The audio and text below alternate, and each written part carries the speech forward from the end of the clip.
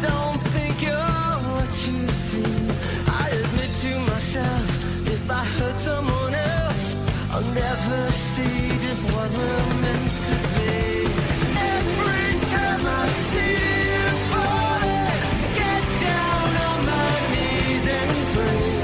I'm waiting for that final moment. You say the words that I can't say. Every time I see you falling, get down on my knees and pray. I'm waiting for that final moment. You say the words that I can't say. Every time I see you falling, get down on my knees and pray. I'm waiting for that final moment to say the words that I can't say. Every time I see you falling, get down on my knees and pray. I'm waiting for that final moment to say the words that I can't say.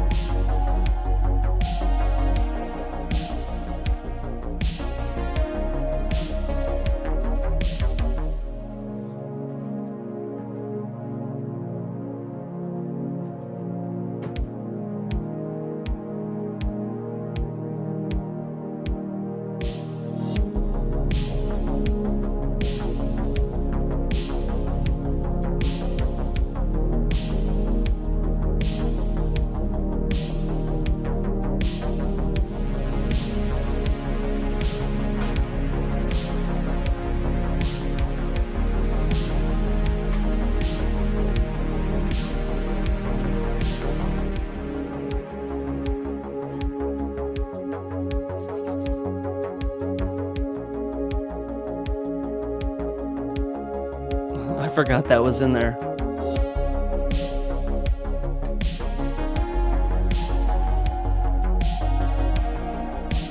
I wish I could keep this going, the music. Gotta figure out a way. I'm so driven by music. Two things really drive me. Well, three. Obviously God. Well, I don't know if I want to put that on him. Music, sunlight. And hopefully God is behind what I'm doing, but I don't know. I wonder where he's at with conspiracy. Because that's what we're going to do tonight.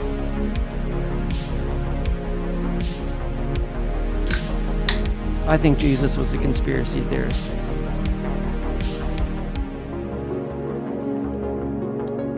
Does anybody agree? I mean, it was a pretty wild thing to go against the religious establishment back then. You know what I mean? Got him killed. Talk about cancel culture.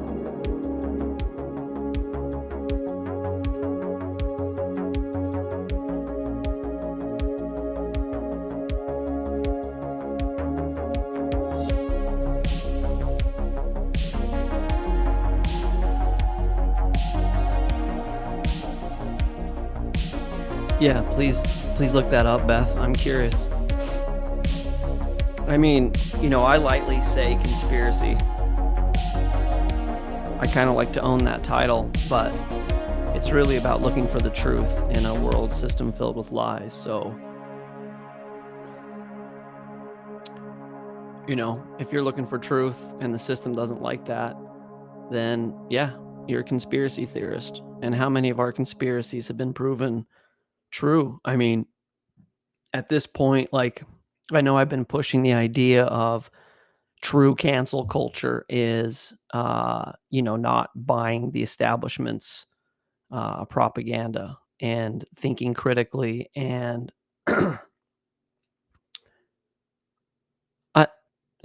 you've got to be very critical thinking with conspiracy. You can't buy all of them, but you certainly can't buy everything that the system says to the system generated message, which is what we're going to deal with tonight.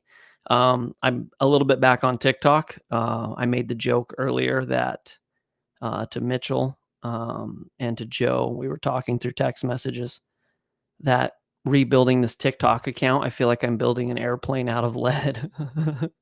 It's it's not flying. It's we need a different metal. What's that one metal that unobtainium? That's what I'm building with right now, unobtainium. Let's see who's in here. Hello, Liz. Awesome. Shadow.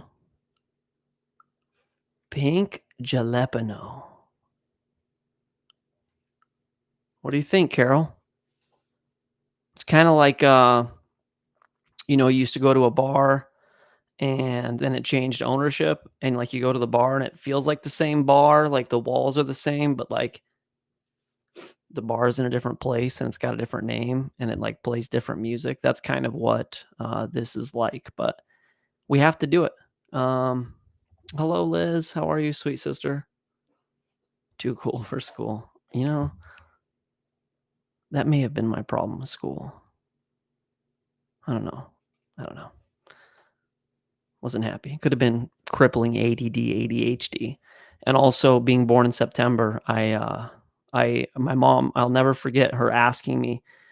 She gave me the choice: when you're born in September, you can either go a year early or you can wait a year.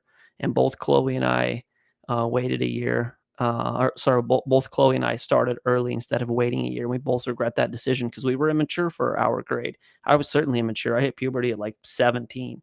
So can you imagine like ninth grade, 14-year-old me?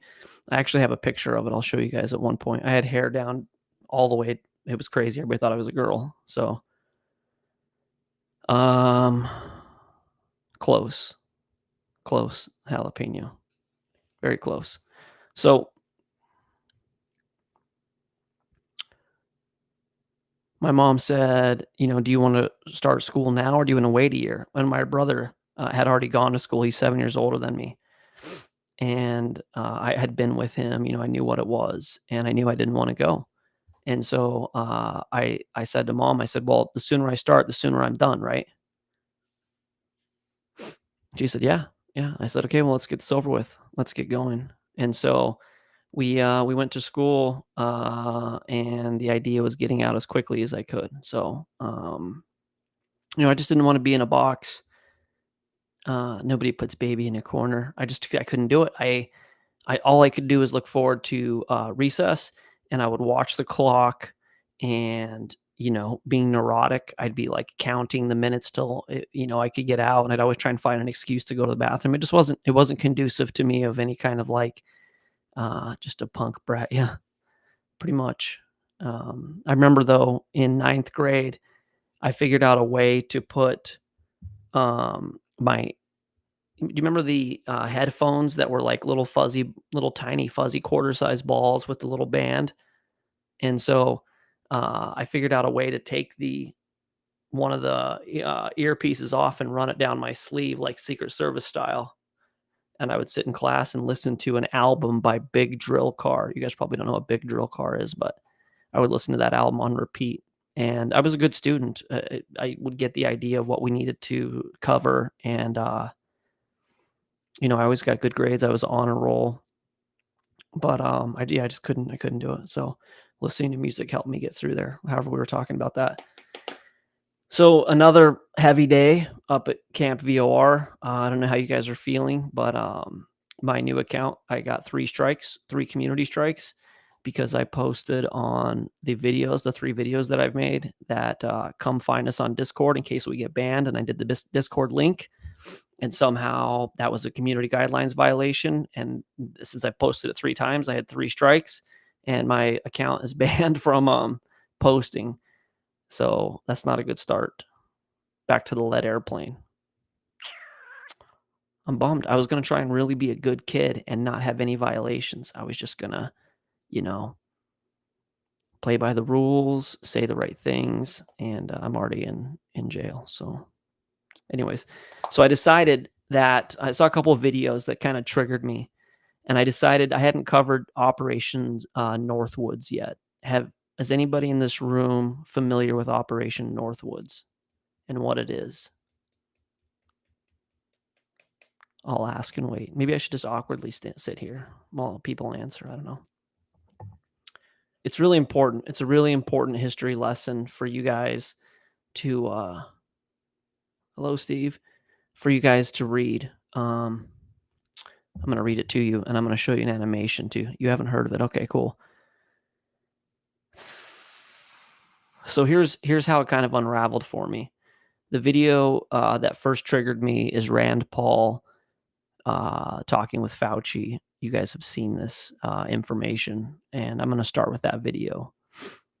And the idea that the government or the establishment or whoever is controlling the stream of information would have this egregious of a lie. Hello, Donna.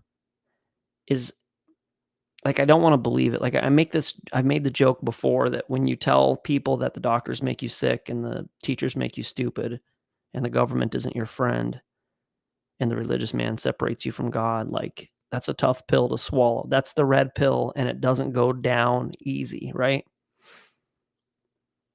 So when you watch this video that I'm going to show you, there's just so many lies wrapped up in this agenda with COVID. And we know that it was designed in a lab in Wuhan. We know that Dean Koontz predicted this. Do you guys know the Dean Koontz prediction? I could pull that up in a book in 1981, a man-made virus escaping from Wuhan. It came out in the Fauci emails that this thing was designed. They designed it with components of HIV. They designed it with some kind of yeast, so it would be really sticky. So it wouldn't just like wash off. It would like stick to you, right? It is, sissy. It is about false flags. But if you haven't read this, yeah, I'm going to read you the CIA declassified document. It is insanity. It is insanity. It has opened up a whole universe of questioning the government that I need you guys to have opened as well. And we're going to open up Pandora's box of the things the government is capable of. So we're going to, the palate cleanser is going to be Fauci. No, not Fauci. Rand Paul talking to Congress or whoever today. Capitol Hill. Let me see if I can find this here. We don't want to go to history. We want to go to... that's fine. I can scroll down until I find it. Here it is. All right, this is 7 minutes long, okay? And this is going to be, if you guys haven't seen it, I mean, we all loved Ron Paul. God bless and protect Rand Paul. I don't know who's all in this, as far as at that level. It doesn't sound like to me that he's in this, and I'm surprised that he's able to say this on Capitol Hill.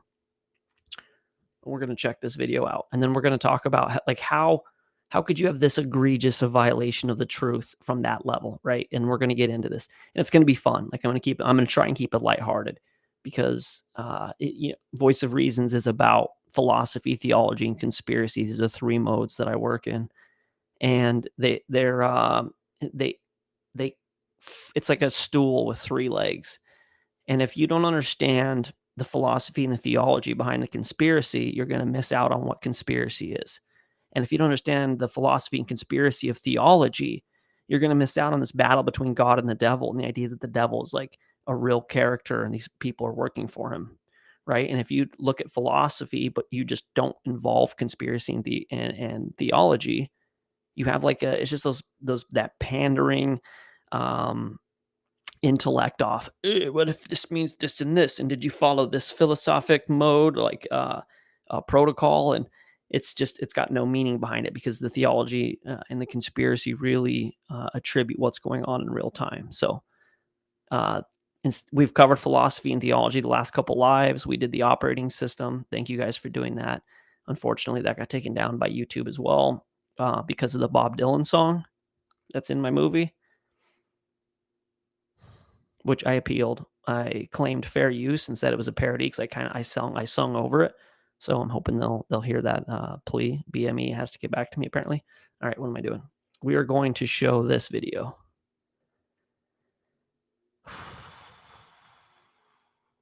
I don't know if you guys have seen this or not, but this is wild. All right, here we go. We are a huge success, but we're a country misguided and led astray by media that aren't honest. So for example, if you watched CNN, you would think that nobody's getting vaccinated and it's a complete disaster and whoa, we're stuck in this rut because no one's vaccinated. It's completely untrue. Over 90% of people over 65 who are the most vulnerable are vaccinated.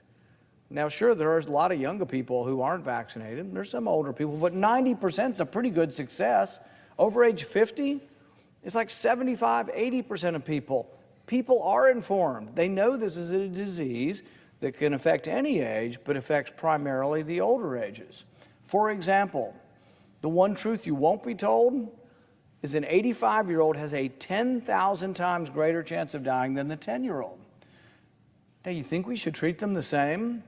If you were their doctor, do you think a 10-year-old should get the same health care and the same prescriptions for what they need to do as an 85-year-old? Makes no sense at all. I see 10-year-olds and I see 5-year-olds out on the mall.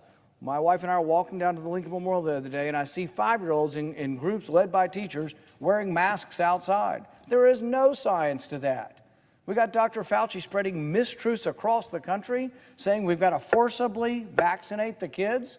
There's no science behind any of that. In fact, England is rejecting what we're doing. In England, because of the age skew, because of what they're seeing, that the people most at risk are of an older age, they're actually saying instead of forcibly vaccinating children, why don't we try to make the vaccine doses available for the elderly? Why don't we target our care to those who are at highest risk? We have a problem in our country. We have people who have so politicized science that there are people struggling and dying every day because they've never heard about monoclonal antibodies. We have people dying every day because the government, at the behest of Dr. Fauci and a few other people, have said you can't get monoclonal antibodies if you're in the hospital. I talk to people every day who really have not yet heard of monoclonal antibodies, who get COVID again after being fully vaccinated or sometimes not being vaccinated and are not getting the treatment. Because Dr. Fauci says if you're in the hospital, you don't get it. And so we have medicine that is coming from on high, from a central authority like the Politburo, and doctors are afraid to prescribe. This has never happened in our country before. Doctors were able to make their own decisions based on their own experience, based on studies, based on real-life examples, but using their own discretion. All right, this is my first time out. Rich, I need you to keep track of my timeouts tonight. Here's the deal. What he just said there is so important, okay? We've never had this before. A single entity at the top of the pyramid, Fauci, makes all the rules. He just makes the rules arbitrarily in the interest of whoever he's working for, right? Whoever is paying his bills, whoever has the blackmail on him, whoever has him by the short hairs, whatever. Maybe he's the devil himself. I mean, Fauci means sickle. And it's like, apparently his family was like, I don't know, the Grim Reapers in Europe or something. Maybe it's reality's complicated. Maybe Fauci's the Grim Reaper. I don't know. How did we get to a place where a man is the single contact point for all of the doctors in the world or in the country? How does that happen? The answer is very slowly, incrementally. So nobody notices, so slow that nobody even has an idea that it's going on. Okay. you want to live in a world where your doctor has the amnesty to treat you based on best medicine and his intuition. This is where your doctor is your guy, right? And some people have really good family doctors, and they trust him or her literally with their lives. That's how you want to do this. But that doctor's gone. Now, Dr. Fauci is your doctor. And monoclonal antibodies, that's a thing. Okay? You know what's not a thing? Remdesivir. 40% or something like that, kidney failure. People get sick, they go to the hospital. They're like, help me, I'm dying. And they're like, here's decon. Good luck. Oh, you died. Well, people are dying of COVID. We need to increase our measures. We increase our measures. We need to give the federal government more because they're our savior. We need to give them more power. They make the decisions. And this thing is absolutely off the rails. It's off the rails. I don't know if I want to show any more of the rant. Let me go this for. Let me let this run for another minute. I think there's a couple other points. Now doctors are afraid to prescribe monoclonal antibodies, and many of them are disallowed from prescribing it in the inpatient. Realize the ridiculous nature of that. You're in the emergency room, you're sick and you're coughing. You might be dying from COVID. You get to the emergency room, you don't know what to say, you can barely talk. Your spouse has to be able to tell the doctor, please stop. In the emergency room, give them the monoclonal antibodies before they're admitted. Think about that. I know you know that, but we just saw this with some of the people in our community. Like, you have to police your doctor. That's ridiculous. You have to police your doctor and make sure that they're abreast to the thing that they're going to administer that's going to kill your loved one. When my mom was in the hospital, twice my brother and I caught them. They would have killed her twice. Both times an allergic reaction to penicillin that she was having, but one of my first videos that did well on TikTok was iatrogenesis and the idea of the 300,000 people a year that die. This is before COVID of mistakes that doctors make. This is like next level. You go to the ER, you're panicked. If you're not prepared to fight them and tell them what you want your loved one to have treatment-wise, good luck.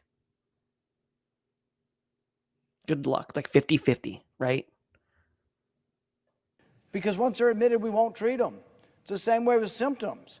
You have to have symptoms within the first 10 days. If you don't have symptoms, if you're on day 11, you won't get monoclonal antibodies.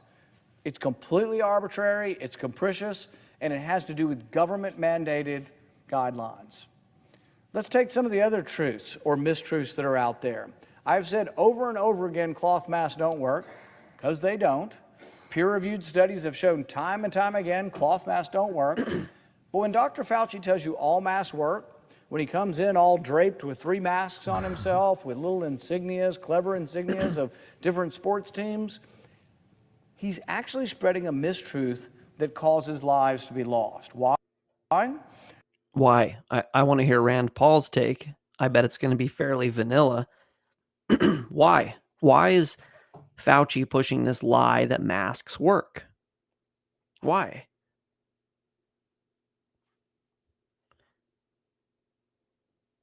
I mean, I'll be base here, but if you were in a room and you're wearing a mask and somebody farts, you're all going to smell it. It's not a magic barrier. Why? Incrementalization, right? Turning up the water slowly. How we got to where Fauci is our doctor, God help us. It seemed innocuous. Coronavirus is serious. This is the problem, right? This is last year. What do we do? Please, somebody tell us, what do we do? You wear a mask and you'll fix everything. I'm not sure if I trust that science. How is the mask going to stop it? Well, you have to do it. Well, it turns out the mask not only doesn't stop this, it might actually make it worse. You're touching your face. That's the thing I have issues with, being neurotic. I'm always touching it. You get, what if the coronavirus hit your mask in a place that you weren't going to inhale it, and later you're playing with it, whatever. It's causing depression. It's limiting the amount of oxygen you're getting. So the reason Fauci pushed this is because he needed to introduce to you the idea that against your intuition, his pseudoscience is the law of the land. Does it work? Does it not work? That doesn't matter. He says you have to do it. Okay. Sure, it could be a detriment. It could actually be negatively affecting you, but you have to trust them. This is when the trust the science thing really started, right? Way before the vaccine came out. Trust the science. Trust the doctor, the good doctor. And the same decision to not wear a mask in public has ostracized you, just like not getting a vaccine. It set the precedent for this idea that you don't trust the science, you're the enemy. The mask, well, don't worry about it. It's not going to help you, but it's going to. Wow, did I just Alex Jones there? I hope that doesn't. I'm just going to become him. Why would you take the mask? Or why won't you wear the mask? If you wear the mask, you're going to save your grandpa. You're going to save your grandma. You're not wearing a mask because you're selfish. You're going to kill everybody, right? It's the same thing as the vaccine. It may work. It may not work. May make it worse. Who knows? But you have to take it. The mask mandate is a precursor to an extension of the vaccine mandate. It's the same thing. Let's see why Rand Paul says he does it. Let's say you have a 75-year-old woman and she gets COVID and her husband's taking care of her. Do you think the advice to go into the room to feed her, bathe her, help her get in and out of her clothes while she's sick, wearing a cloth mask is a good idea or a bad idea? It's malpractice. And yet, for some reason, the left-wing media has lauded this man as the second coming, and what he's telling you is absolutely verifiably dangerous to your health. What's an interesting descriptor? That he's the second coming. Remember all the vaccine as your savior propaganda? Remember that Jesus at Rio de Janeiro, and it said vaccines save? He says that, Fauci wants to be the second coming, but he's lying. Who do we know who would appear to be the Messiah, but is just filled with lies? I'll just leave that out there. Not that The he is only the mask AC. that really works of any real value is the N95 mask. The surgical masks have some value, but not very much. Most of the air is going around the mask. They just aren't of value, but you have to submit. The man's telling you to do it. You got to do what you got to do. But the thing is when you tell people something's safe, they tend to react to that and have behavior. And in their behavior, they're in favor of something that may well actually be risky behavior for them. The vaccinations, because we ignore natural immunity, we directed the vaccine to the wrong people and still are. So What does that mean, because we ignore natural immunity? I mean, he's doing a really good job of duck, dodge, diving, and weaving here, like somebody's throwing wrenches at him. We ignore. We don't have any ability to think critically anymore because we were raised in a system of complicity, a system that basically said, we will tell you what works and what doesn't work. We will tell you who the authority is, and we are going to administer unto you what we deem appropriate, and you're going to take it. And if you don't, you're going to be ostracized from society. We're not taught about natural immunity, because if you found out that natural immunity really worked for you, and things like vitamin C and quercetin and zinc and vitamin D, did I say C? C and D, whatever. Ivermectin, the monoclonal antibodies, these things actually work, then why would we rush to vaccinate everybody, right? Anyways, I'm reading a couple messages here. I want to catch up on these. The mask was the foot in the door, Shadow says. Yes. Yes. And then Sean, secret agent Sean, says that natural immunity doesn't make money.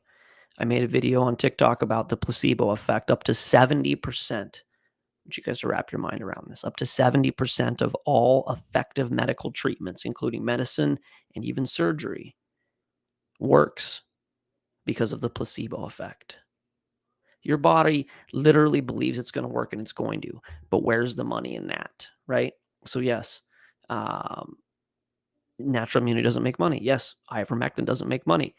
In the most conservative conspiracy angle here, this is all about money and control. In the worst, it's about setting up a one world government and the mark of the beast, which is kind of where we're going to go. And then we're going to get to Northwoods. So let's keep going here. But yeah, good comments, you guys. For example, because of Dr. Fauci's lead, India is accepting his lead as well. In India, there's not enough vaccine. They have 1 billion people. They can't vaccinate enough people fast enough. So if you have 1 billion people and you have 200 million doses of vaccine, who do you think you should give it to? Should you give it to the 10-year-old the same as the 85-year-old? No, that's ridiculous. But what about 2 65-year-olds, and one of them's had COVID and one of them hasn't? The studies are plentiful. The studies are throughout that say that if you've already had it, you have natural immunity to COVID, as good or better than the vaccine. Do you think it makes good public health policy to say that everybody that's 65 should get it, instead of saying, have you had it? Why don't we check you for antibodies if you think you've had it? Maybe you should wait until we've vaccinated every 65-year-old that doesn't have immunity. All right, he's just getting into common sense, logic here. So this thing that we're watching unfold, let me go back to this here. Let's see if this is going to show on my screen share that I switched windows. No, I'm going to have to share this here. Okay, hold on a second.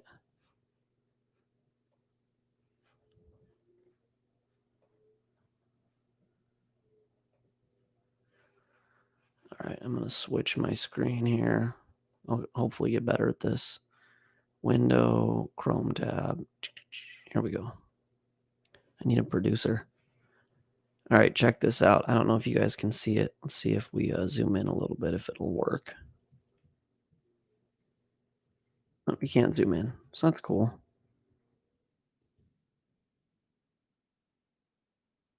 I guess I'll read this to you. This is the response. I know it's not coming across there, but this response right here says, maybe if people would have all gotten V'd, we wouldn't have had this issue. People don't understand. We could have had all of this under control. That was a cat. Don't worry about it. So, okay. This is the narrative, obviously, that the media is creating. This is about the trucks, not the trucks, the ships out at sea and the supply chain issue, which we're going to get into in a second. Maybe if people would have all gotten the V, we wouldn't have had this issue. People don't understand. We could have had this under control, right? And then the other one. So basically saying this is caused by COVID. COVID started under DT, Trump administration. Had that been handled, we wouldn't be in this situation.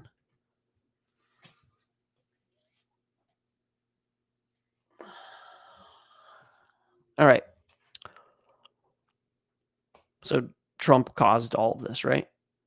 In India and wherever around the world. And if everybody was V'd, we'd all be out of this. This is what some people actually believe about this scenario. And why? Why is this? Because they're trying to reconcile what's going on. They see what's going on, and this is what the media tells them, and they believe it. Let's look a little bit closer at the shipping container thing. He thinks if DT would have changed this, we wouldn't have had these issues. But he says right in the message, this is about COVID, right? This is actually caused by COVID. Now, was it caused by COVID, or was it caused by the reaction to COVID? How many businesses said, you know what, I think I just want to shut down until this calms down? Remember the 18 days or 30 days or 66 days to flatten the curve? Remember this idea of, you got to wear a mask, you got to shut down your business. Well, don't worry, we're going to send you free money. Remember that whole thing, which is causing hyperinflation? It wasn't COVID that caused this. And even if it was COVID that caused it, COVID was man-made. Who released that? I mean, we'll never know particularly, but my guess is the deep state, whatever you want to call it, released it out of China. Or maybe China did it. I don't think so, but whatever. That's a whole other conversation. That's what we should be talking about, not if it was released anyways. The government reaction shut down the businesses. We have neighbors who, this older lady in her 70s, and her husband has a neurodegenerative issue. and they keep doing all of the rigmarole of the protocols. Somebody tested, everybody goes home. You can't see the guy. She can't see her husband. It's been this whole thing. Nobody can see anybody from out of state. Nobody got to see anybody for the holidays because you couldn't be around because of contact tracing and blah, blah, blah, blah. Well, guess what? Unfortunately, COVID went through that whole place, and the people that were going to die died, and the people that were going to live lived, and it's come and gone. Everybody has immunity, and they're still doing it. They're still doing the masks. They're still doing the whole thing because it's the reaction. It's this Fauci-induced reaction that's the issue. So, anyways, you ask yourself, you go, why would the government do this? Why would the government tell us these kind of lies? Why would the establishment generate this kind of thing? To what end? And it just struck me because I've researched Northwoods before that not only is this not the first time, but they get away with it and it'll go down in history as a non-event. I've got critical thinker conspiracy minds in this room, and multiple people hadn't heard of Northwoods. The establishment does this, you guys. This is why you have to just manage your own health. If you're going to have a doctor, tell them what you want to do. They work for you. If you're going to, it's hard to sit here back and say, you can't take the V because you just lose your job. I get that's hard, but we can't just trust them. Like, why in the world are they trying to get to 100% vaccination rate when you carry the same viral load whether you're vaccinated or not? I know I gotta stop saying that word. Let me pull up one last thing here, and then I'm going to show you. I'm going to get into Northwoods. This is...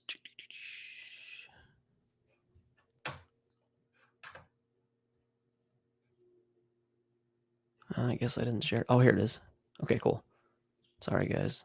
Producer.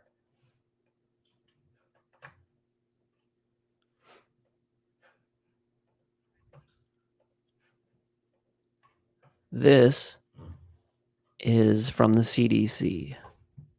Rochelle Walensky. July 27th, CDC updated its guidance for fully VE'd people, recommending that everyone wear a mask in indoor public settings in areas of substantial high transmission, regardless of status. This decision was made with the data and science available to the CDC at the time, including a valuable public health partnership, including a rapid receipt.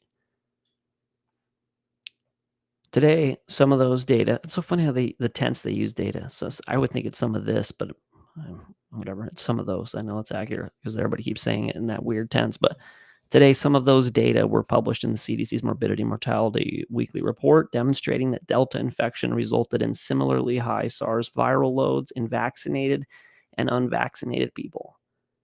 High viral loads suggest an increased risk of transmission and raise concern that, unlike with other variants, vaccinated people infected with Delta can transmit the virus. This finding is concerning. Let me read this again. This is one of the most important pieces of information from the CDC website that you're never going to hear. I made a video about it on TikTok. Delta infection resulted in similarly high viral loads in VE'd and unVE'd people. Similarly. Oh, that's an interesting word, isn't it? You know what that means? That means that if you have the V or you don't have the V, you have the same amount of corona on you. That means that it isn't going to change transmissibility. I don't know if that's the word, but it's not going to matter. What did the person say in that last message I showed? If everybody would have had the V, it would be gone. Nope. They'd be spreading exactly the same, and maybe even more so, because if the V is working, then you're not showing symptoms and you're less likely to even know that you have it and are spreading it. So why would anybody believe that? Why are people not able to go see their parents and grandparents and leave their country and have their job? Why? Seriously. If you have a similar high viral load, if you have it or you don't have it, why is this even mandatory? Why does it matter? We're not in Kansas anymore.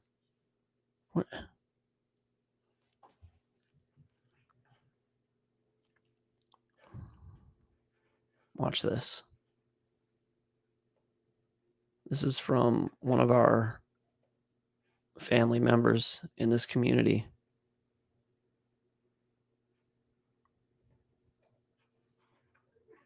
Oh, sorry for the loud. Unfortunately, it's going to be kind of loud, you guys. In the last month, Lithuania became the first country to have this. I can't read it that fast. Let's just start it over. In the last month, Lithuania became the first country in Europe to enforce severe COVID pass restrictions in all society. I can't change the volume, sorry. People without a COVID pass are banned from most public areas. Look at them checking this. Supermarkets, shopping centers, stores, banks, restaurants, cafes.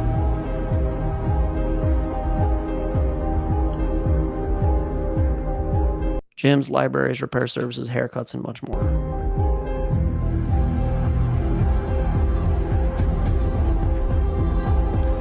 At entrances to public spaces, people queue in line to have their pass verified. Guards scan the pass of each person, sometimes with a handheld scanner and sometimes with an installed machine. If you have a valid pass, the light flashes green and beeps, then you may enter. It's too loud for me to keep playing that. That's Team Endure on TikTok. I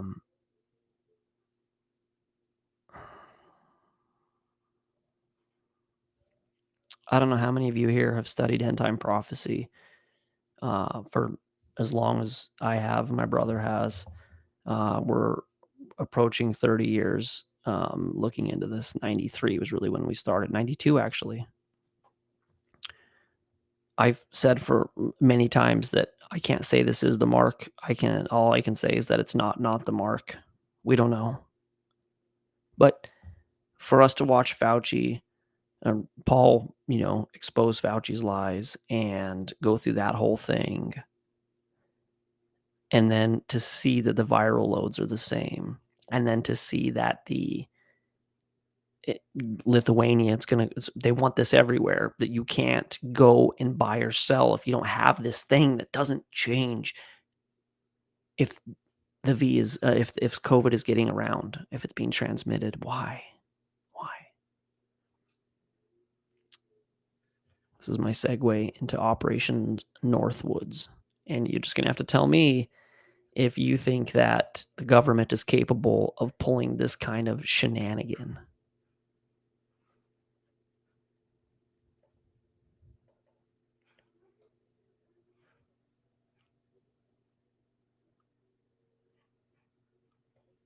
Wait, if you guys haven't seen this. Oh, here we go. Let me check on some comments here really quick. Sorry, guys. This is fun. This is the fun part of this. Obviously, the other stuff you guys knew.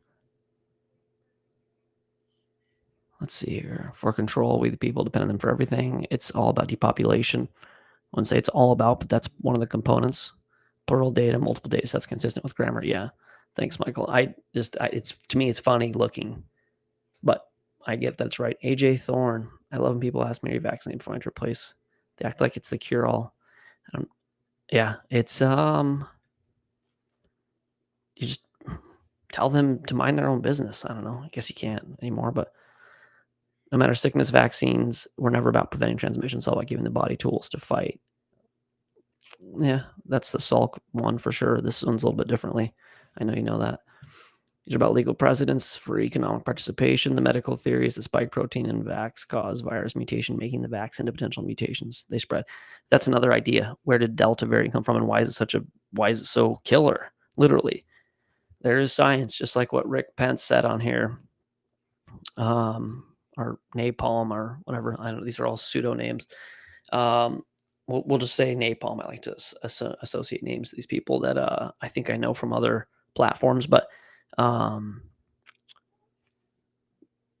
theory is that spike protein causes. I think it's very possible that Delta variant is a reaction to the V, and we don't know, but Fauci's not going to say that for sure. Not that I'm saying that it's the mark. Communism, control, and division. Yep. Gus, you made it, brother. All right. Thanks for being here. Okay. You're here just in time. We are going to talk about one of the most fun documents in the history of the world. You guys, this is the history of the world strong, a history of unclassified documents. Some people haven't seen this. We're going to read through this because conspiracy nerds like myself read through things like unclassified CIA documents. Top secret. This is 1962. I bet this is one of the things that got Kennedy killed. Okay. This was never meant for public eye. This is the Department of Defense. This is the Joint Chiefs of Staff. These are big wigs. Okay, look at this. Look at this. The Joint Chiefs of Staff have considered the attached memorandum. Kennedy shot this down. Just so you know, they wanted to do this, and they took it to Kennedy, and he said no, and he fired the guy, the head Joint Chief. They fired him. I'm sure that guy took that well. He's like, wait, this is a bad idea? All right. Have considered the attached memorandum for the Chief of Operations. Cuba project, which responds to request of that office for brief but precise description of pretexts which would provide justification for U.S. military intervention in Cuba. Okay? This is the idea. It's a brief and precise description of pretexts beforehand to justify U.S. military intervention. Okay, so as we read this, I want you to think about this.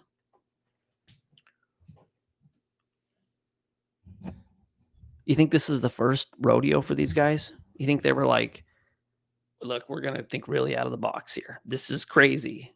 Stick with me. We need to attack Cuba, and I got an idea as to how we can make this happen. This is 1962. As you read this, tell me if you think this is their first time concocting this kind of machination. You ready? The Joint Chiefs of Staff recommend that the proposed memorandum be forwarded as a preliminary submission suitable for planning purposes. It is assumed that there will be similar submissions from other agencies and that these inputs will be used as a basis for developing a time-phased plan. Individual projects can then be considered on a case-by-case basis. Exactly, Donna. They started way before then. This is just one time that they have the ink on their hands. They've been doing this for as long as man has been controlled. Further, it is assumed that a single agency will be given the primary responsibility, blah, blah, blah, blah, blah. Lemnitzer, fired by Kennedy. Man, I would love to see this black box right here. Love to see that. If what I'm going to read to you was declassified, I wonder what was in here. We serve Satan. This is a blood sacrifice. So in addition to doing these terrible things, we get to appease Beelzebub with our blood ritual sacrifice. That's my guess what it says. Pure speculation.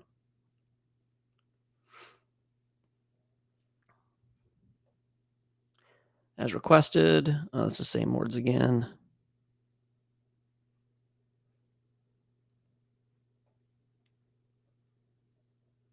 Suggest the course is closure, world opinion. Okay, here we go.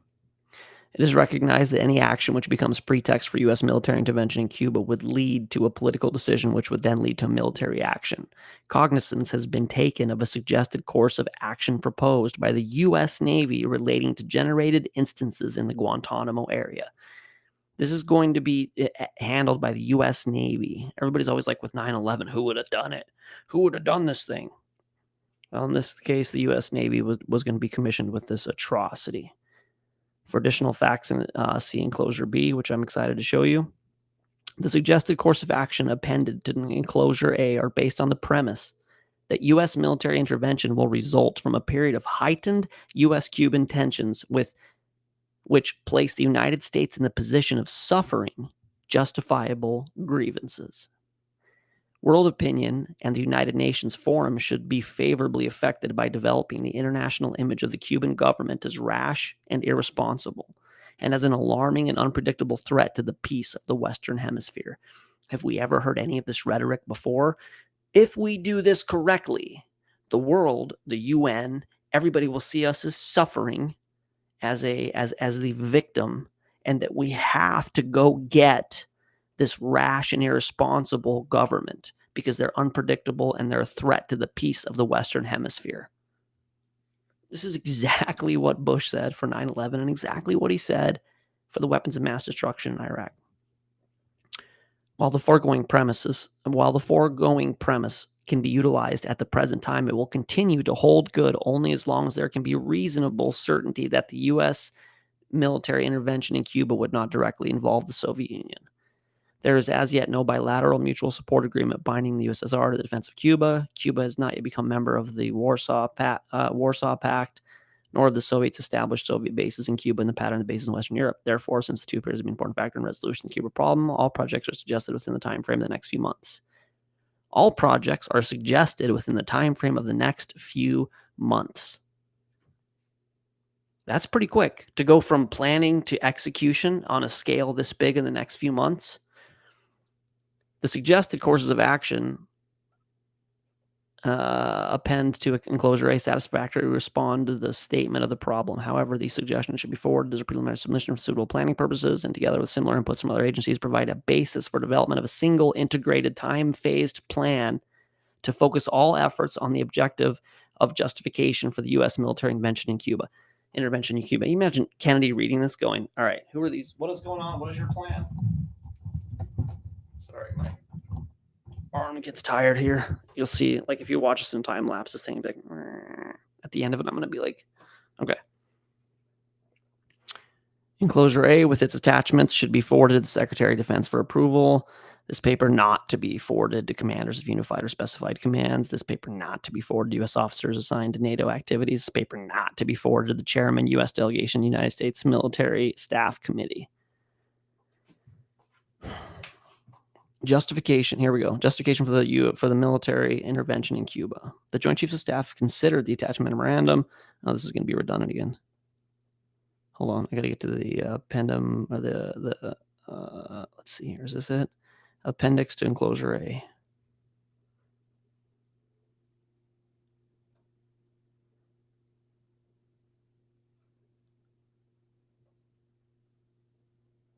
This plan, incorporating projects selected from the attached suggestions or from other sources, should be developed to focus all efforts on a specific ultimate objective, which would provide adequate justification for U.S. military intervention. Such a plan would enable a logical buildup of incidents to be combined with other seemingly unrelated events to camouflage the ultimate objective and create the necessary impression of Cuban rashness and irresponsibility on a large scale. Woohoo! Woo! This is getting good. Did you guys get all that? Wow. This is so important. Oh my God. Can you imagine conspiracies? Hello, Chip. Can you imagine conspiracy theorists at that time going, dude, the government's doing this thing. They would do it. People like, you're crazy, right? Let's see here. Just to get a couple really important points here. Focus all efforts on a specific ultimate objective, which would provide adequate justification for U.S. military intervention. Such a plan would enable a logical buildup of incidents to be combined with other seemingly unrelated events to camouflage the ultimate objective. This reminds me so much of what we're talking about with coronavirus and the masks and the V and the shutting down and the stimulus and the ships and the whole thing, right? This line here should be developed to focus all efforts on a specific ultimate objective, which would provide adequate justification. Such a plan would enable logical buildup of incidences to be combined with other seemingly unrelated events to camouflage the ultimate objective and create the necessary impression of Cuban rashness and irresponsibility on a large scale. So what we're doing, Chip, anybody else is new, we're reading a declassified CIA document, see how much trouble I can get in, called Operation Northwoods. And this is a plan that the Joint Chiefs of Staff came up with to justify a war on Cuba that Kennedy poo-pooed. He said, "You kidding me? We're not doing this." And then Kennedy fired the guy, and then they blew his head off. That's what we're looking at here. Okay. Directed at other countries as well as the United States. The plan would also properly... Just wait, you guys, it's just getting good. I understand this is kind of nerdy. I understand if you want to drop out. This is history. We're reading history. The history you're not going to get in the school books. Right from the horse's mouth, and you will not believe what they planned to do.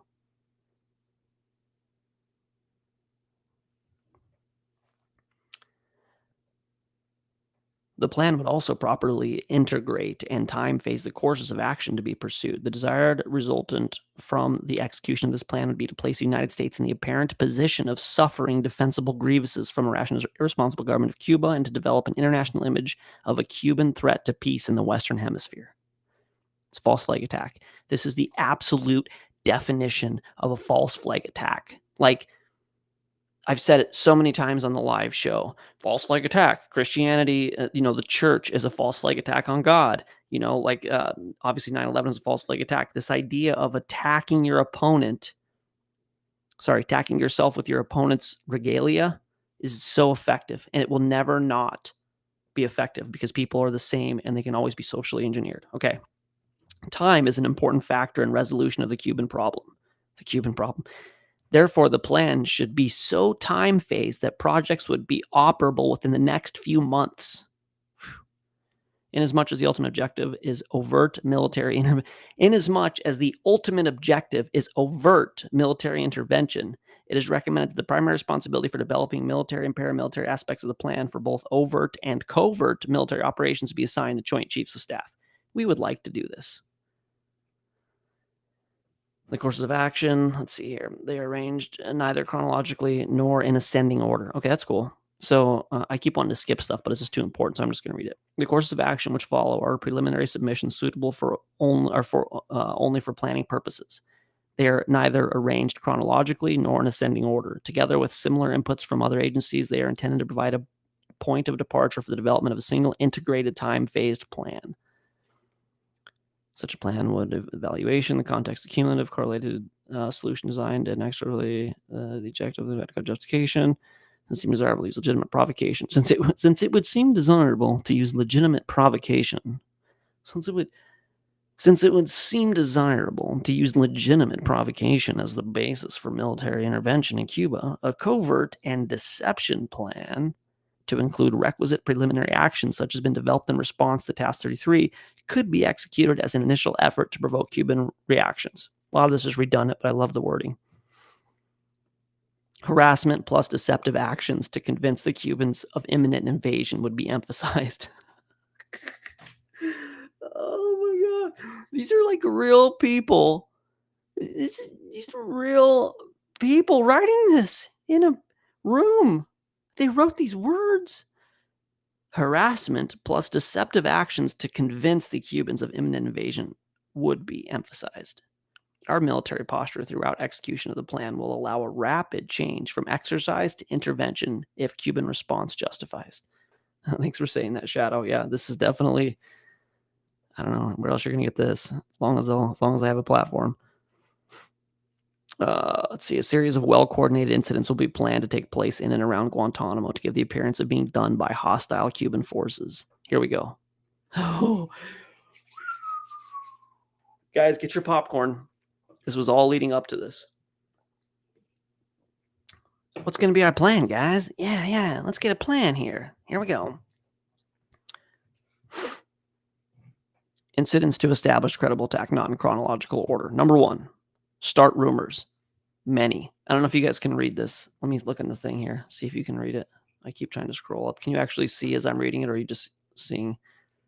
Kind of. You can kind of see it. Okay. Start rumors. Many. I've read Lockstep. It's amazing. And the Gateway one. I love all these things. Start rumors. Many rumors. Use clandestine radio. We're using that. VOR crew. We're going to use clandestine radio. We're kind of doing that right now. Excuse me. We're going to use clandestine radio. That's what they're going to do. I love it. I don't know what clandestine radio would have been then. Probably pirated radio. Like, they would have paid provocateurs on the radio, whatever. Number two, land-friendly Cubans in uniform over the fence to stage attack on base. You know what read Lockstep. Yeah, we can do that for sure. That'd be fun if everybody wants to do it. And I should get my glass of Chianti and a chair in the corner. Tonight we're going to read Operation Lockstep. All right. You guys know what friendly Cubans are? You guys ever heard the term friendly Cubans? Let's see if I messed up my camera too much. Yeah, no, it's fine.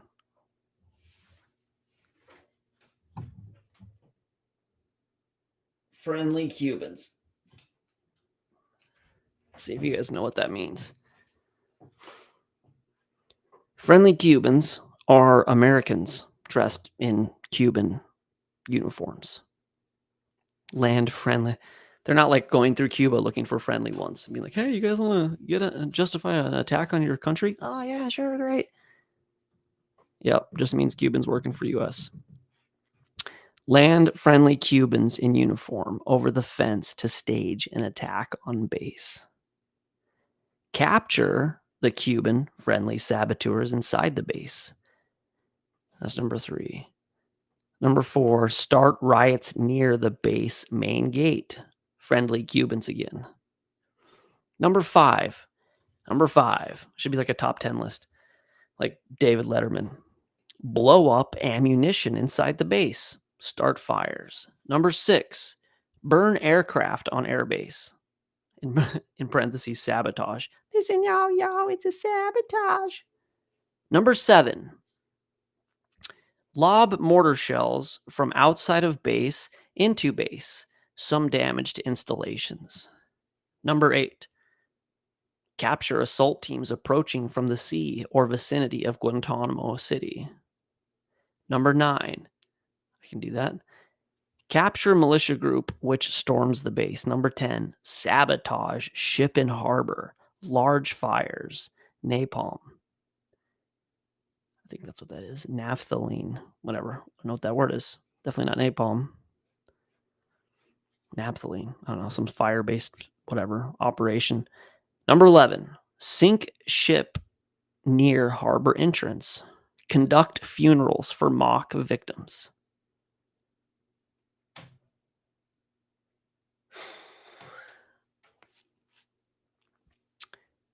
B. So this is 11B. United States would respond by executing offensive operations to secure water and power supplies, destroying artillery and mortar emplacements which threaten the base. C. Commence large-scale United States military operations.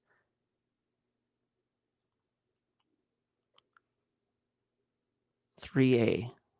Kind of lost me in their numbering here, but A. Remember the main incident could be arranged in several forms.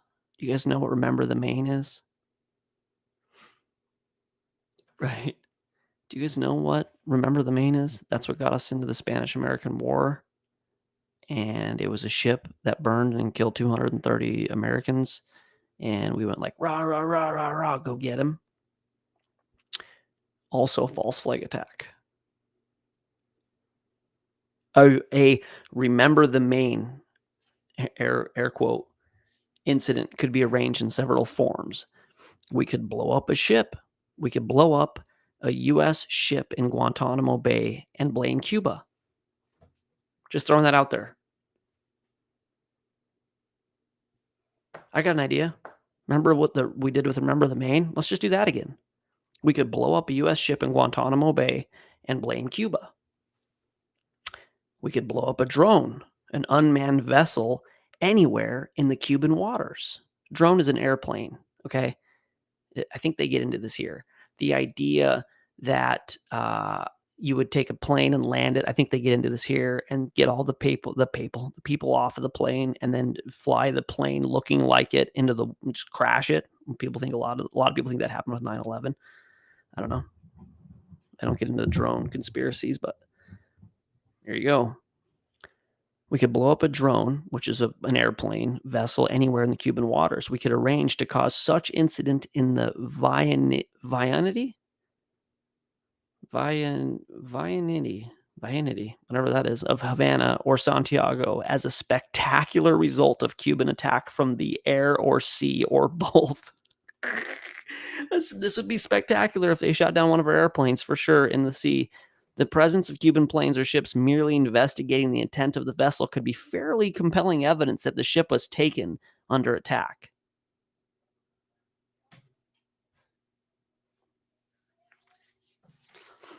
I think at this point it's important for me to remind you that this is the U.S. Joint Chiefs of Staff and the Department of Defense talking about this. We could blow up a plane full of people around Cuba, and people would really think that Cuba did it because there would be like investigations groups. No, it's not vicinity.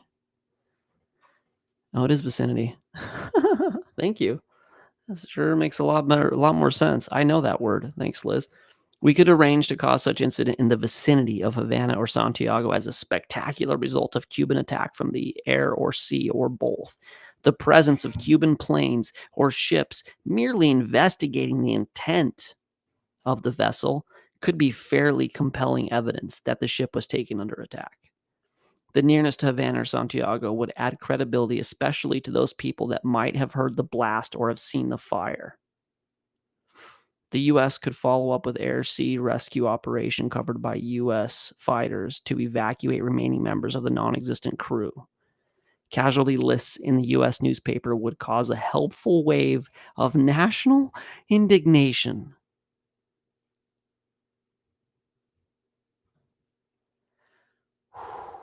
Let's read that last line again. Casualty lists in U.S. newspapers, which would mean the media would have to be on board with this, would cause a helpful wave of national indignation.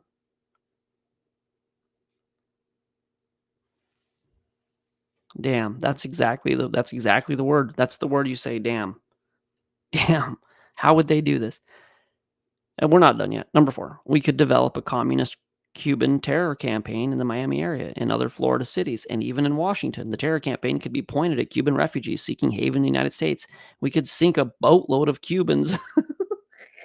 I shouldn't laugh about that, but man, we could sink a whole boatload of Cubans en route to Florida, real or simulated. Oh boy, real or simulated. Oh. I'll be honest, you guys, I didn't quite make it this far. I read what I read in the first part of this, and I'm like, I got to do this on a live. Yep, there you go.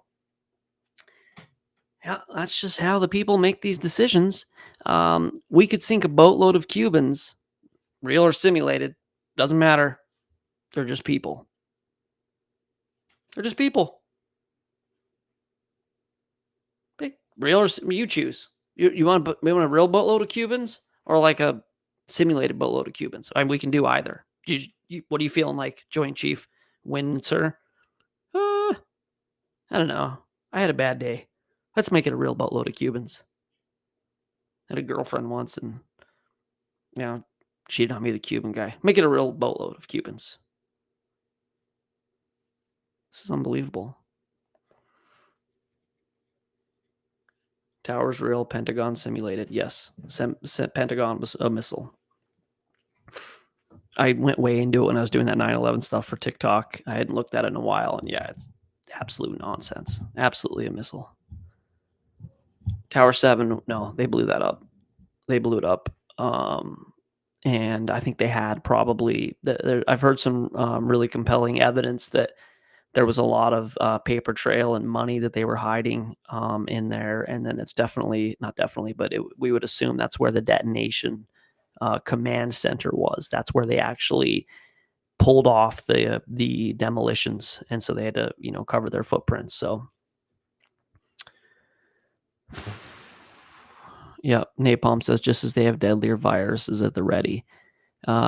In one of those Rand Paul indictments of Fauci, he said that apparently they can scale it up to 100, and this one's like at 14%, and they can make it 100% lethal. So, and that's what they'll just keep doing. They'll just keep releasing more virulent, more deadly strains until everybody, whatever, is dead or has the V.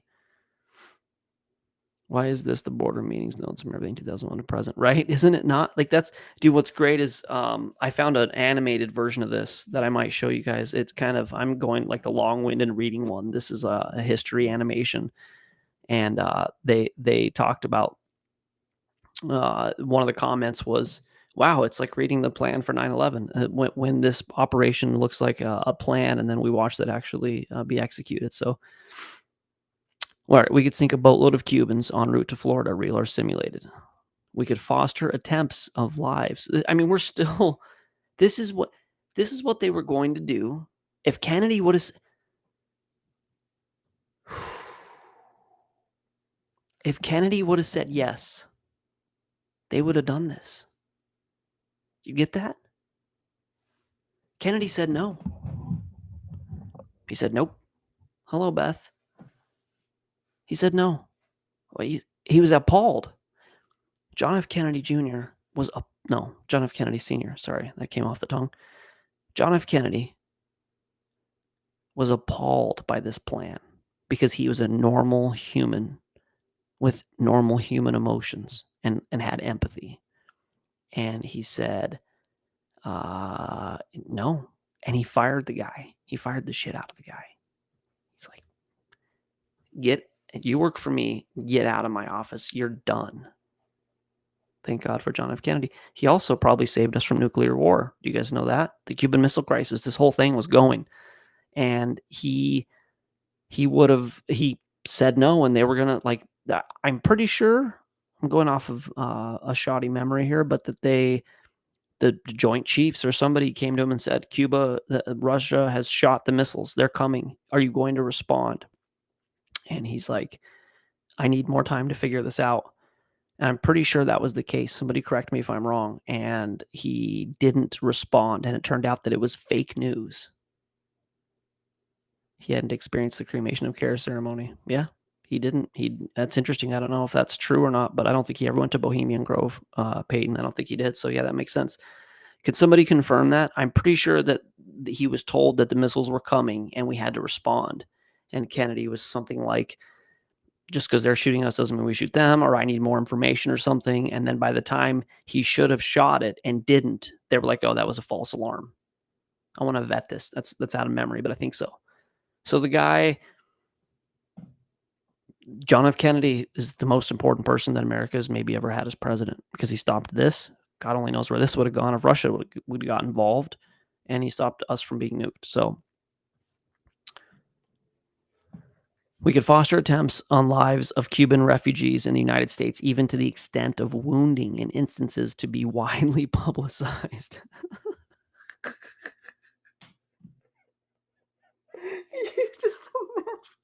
Can you imagine these sickos in a boardroom with coffee and donuts, just spitballing here. I'm just spitballing.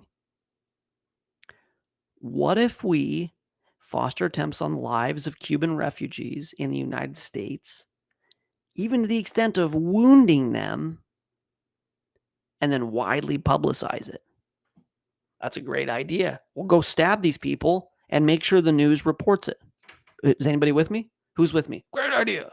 Put it on the notes. Exploding a few plastic bombs in carefully chosen spots, Boston bombing, the arrest of Cuban agents and the release of prepared documents substantiating Cuban involvement would also be helpful in projecting the idea of an irresponsible government. Oh.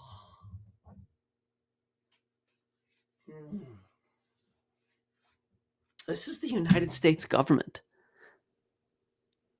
This is the United States government talking about doing this.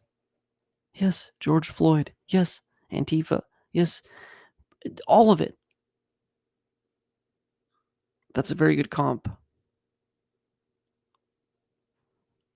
That's Liz, sister Liv. Liv. I don't know, it's like a Liv Tyler thing. Liz. Oh, Nineveh. That's where I got that from. Okay. Nineveh. Okay. Joe, you're late. It's nice to see you. We are reading, just having a nice read here by the fire with my Chianti. We're reading a beautiful work of nonfiction known as Operation Northwoods. And it is, I hadn't made it this far. It's wild. Okay. Exploding a few plastic bombs in carefully chosen spots should work. Then we'll arrest Cuban agents and and the release of prepared documents substantiating Cuban involvement. That's a little bit like, oh, we found the passports. We found the passports. And the release of prepared documents. I mean, does anybody believe there's actually like a news story out there of how it's totally possible that the airplanes shredded that building and, destroyed the building and the passports totally made it. There's like a legitimate news report talking about that. Well, yeah, they're just paper. They would blow in the wind. This is metal on metal, not paper. Prepared documents.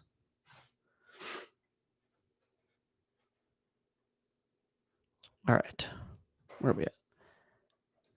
Few plastic bombs in carefully chosen spots, the rest of Cuban agents, and the release. These things were already prepared documents. And can you see how complicit the media is going to be in this? Isn't this crazy? This is like, it's like a foregone conclusion. Like, they know it. They're like, yeah, the media will totally run with this. Like, we'll just tell them whatever, and they'll just totally run with it. Like, there's no, this is a good children's book.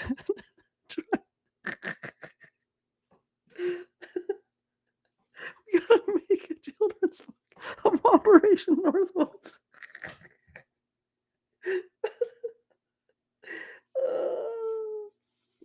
See? Yeah. America is really good. And you see the Cubans there very bad.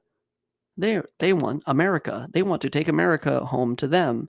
And so the amazing military went to our defense with this plan of total humanity. Wow. You're right. I should have confirmed Kennedy could be controlled opposition, as I expect Alex Jones to be. Ooh, I'm with you. I'm kind of with you on Alex Jones. I think that's definitely part of it. I don't know. That's complicated, but that's awesome, Joe, that you've been here. I just was catching you up on, if you just jumped into the middle of the live, it's kind of like, what's he doing? The very word secrecy is repugnant in a free, open society. Yeah, we are people in here. Yeah, and that whole thing, I'll read it actually. Was right before he was assassinated, and people try to whitewash that he was talking about communism, but we think it was about the secret society running this country, the elites. The very word secrecy is repugnant in a free and open society, and we are as a people inherently and historically opposed to secret societies. I guess that'd be hard to blame on communism there. To secret oaths and to secret proceedings, we decided long ago the dangers of excess and unwarranted concealment of pertinent facts far outweigh the dangers which are cited to justify it.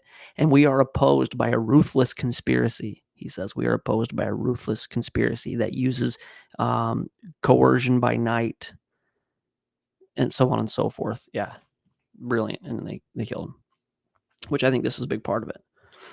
Okay, so what do we got here? The arrest of Cuban agents and the release of prepared documents substantiating Cuban involvement also would be helpful in projecting the ideas of an irresponsible government. Poor Cuba, man. A Cuban-based, Castro-supported filibuster could be simulated against... You know who was a big part of the Cuba CIA contingency was Lee Harvey Oswald. He was involved in this, working for the CIA, and he was supposed to be some Castro dude, but obviously he was just working for the CIA. That's why when they were like, he like got word, they were like, the president was dead. He was running. He's like, oh no, they're going to pin this on me. Anyways, let's see. Filibuster could be simulated against the neighboring Caribbean nation in the vein of the 14th of June invasion of Dominican Republic. In the vein of, it's like when you go to a karaoke bar and they're like, this tune in the style of, Ugly Kid Joe or whatever the band's interesting thing that came to mind. But anyways, let's see, in the vein of the 14th of June invasion of the Dominican Republic, which I'm sure you find out would be a totally CIA operation. We know that Castro was backing subversive efforts clandestinely against Haiti, Dominican Republic, Guatemala, Nicaragua at present, and possible others. These efforts can be magnified and additional ones contrived for exposure. This reminds me of Saddam and also Gaddafi. Both those guys were like, it doesn't matter what we say in America. They're going to say whatever they want to with their media. And so we just have no chance. But if you I'm not going to get like pro Saddam here because, whatever, I'm going to stay neutral there. But if you see some of his court trials and the things he was saying, he was he was speaking some truths. It's crazy. The media are just doing their part, Joe says. Yeah. Wow, Lisa's in here. I watched YouTube about the Masons in history. They let them film it crazy, but they made all the rumors seem like everything is conspiracy. Yeah, I've seen it too. One of those, Lisa, the guy, tell me if it was the one you saw. I've probably seen it too. There's a Freemason there, real stuffy white Freemason guy, and he goes, everybody thinks that we're this, evil group and blah, blah, blah. And he goes, people say that there's a pentagon in the streets of Washington, D.C. It's not even a complete pentagram. Did I say pentagon? People think there's a pentagram in the streets of Washington, D.C., and the Freemasons put it there. We didn't put a pentagram there. It's not even a complete pentagram. It's missing a section. Do you guys know about this? Boy, there goes an ADD moment. Pentagon, streets, D.C., pentagon, pentagram. I get those words interposed now. Pentagram. You guys are going to love this. We'll get back to this Northwoods thing here in a minute. Yagam. That's how you spell that.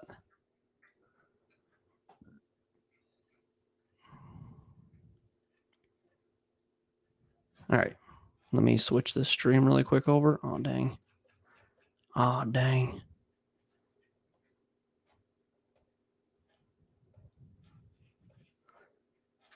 All right. Check this out. This is the pentagram, right? Sweet. That's not where I wanted to go.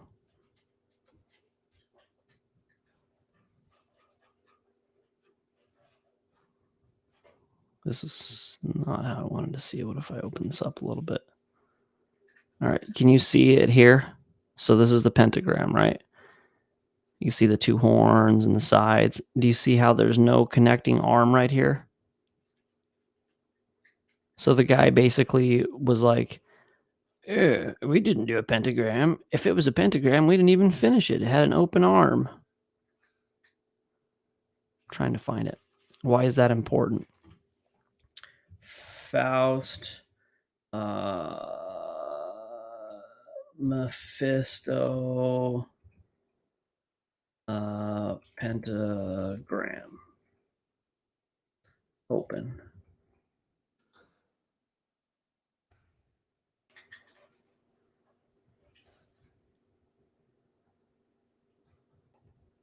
Oh, man. Oh, no. I don't want this. This is a video response. No.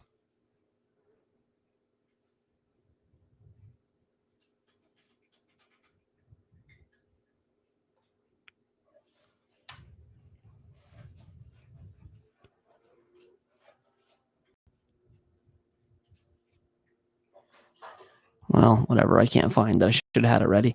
But basically, when when Mephisto is being pulled in from hell into the earth, he instructs, is it Faust? Whoever it is that's doing the pentagram.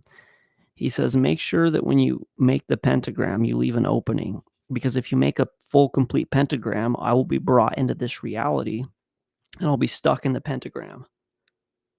So you need to make the pentagram and leave one part open so I can come in through the pentagram and escape into the city, basically.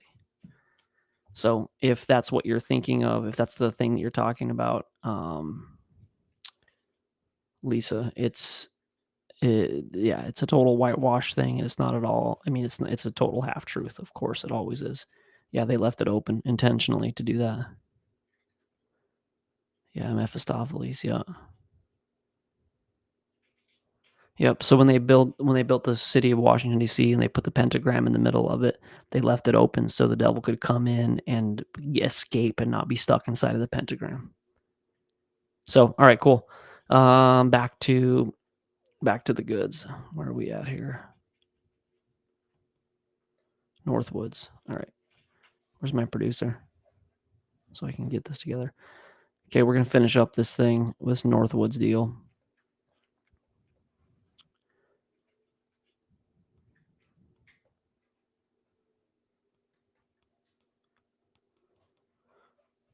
Did I end up too far? Oh, I'd like reset it somehow.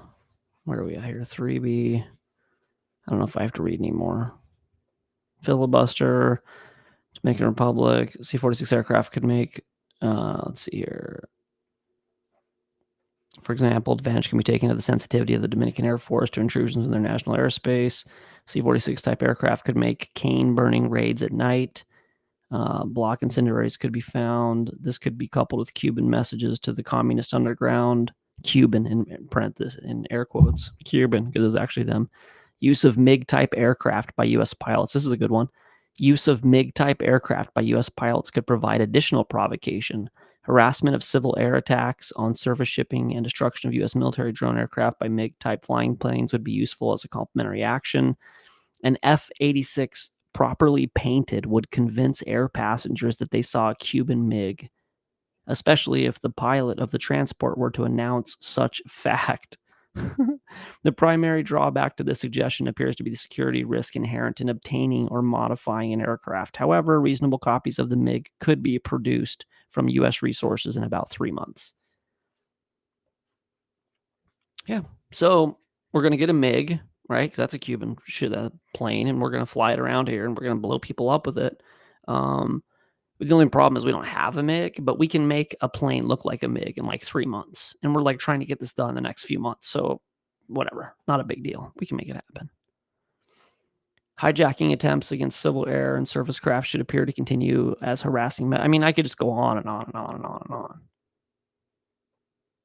An aircraft at Eglin Air Force Base would be painted and numbered as an exact duplicate. Maybe make me smaller, make it bigger again. An aircraft at Eglin Air Force Base would be painted and numbered as an exact duplicate for a civil registered aircraft belonging to a CIA proprietary organization in the Miami area.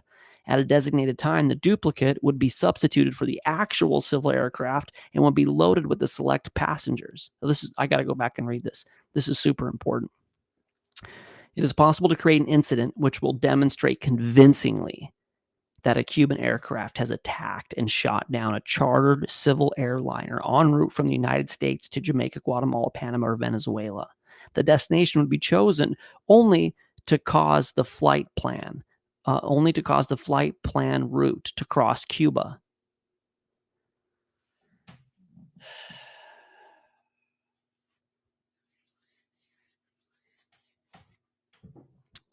Here's 9/11 for you.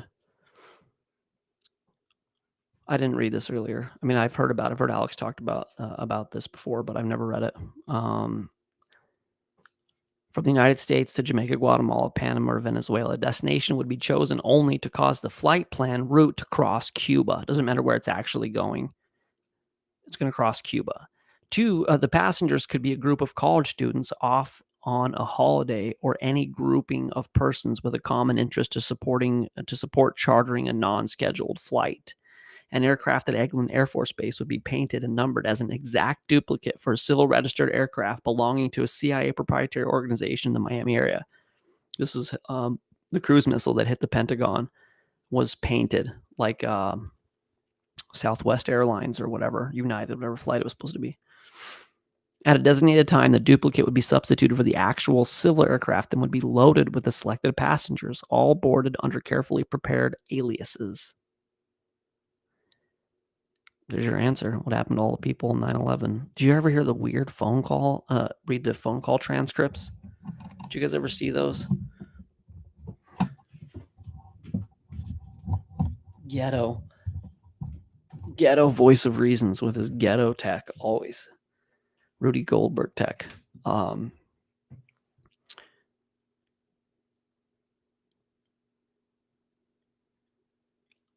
Hi, honey. Like people are like dying in the airplane. I don't know if you guys ever saw the transcripts from Flight 93 or whatever. And it's like, hi, Mom. This is Bob Duvall, your son, or Bob Davidson, whatever. Mom's like, yeah. I'm calling to tell you that I'm dying on a plane right now, and I love America. And like weird things about like, is the meatloaf in the oven? Did you guys ever see that? I gotta find that. You can't find any of it anymore, but it's total nonsense. So anyways, at a designated time, the duplicate would be substituted for the actual civil aircraft and would be loaded with selected passengers, all boarded carefully under prepared aliases. the actual registered aircraft would be converted to a drone. Takeoff time of the drone aircraft and the actual aircraft would be scheduled to allow a rendezvous south of Florida. From the rendezvous point, the passenger-carrying aircraft will descend to minimum altitude and go directly into an auxiliary field at Eglin Air Force Base, where arrangements will have been made to evacuate the passengers and return the aircraft to its original status. The drone aircraft, meanwhile, will continue to fly and fill and file the flight plan. Okay. Meanwhile, will continue to fly the filed flight plan. When over Cuba, the drone will be transmitting on the international distress frequency a Mayday message stating he is under attack by Cuban MiG aircraft. The transmission will be interrupted by destruction of the aircraft, which will be triggered by radio signal. This will allow radio stations in the Western Hemisphere to tell the U.S. what has happened to the aircraft instead of the U.S. trying to sell the incident.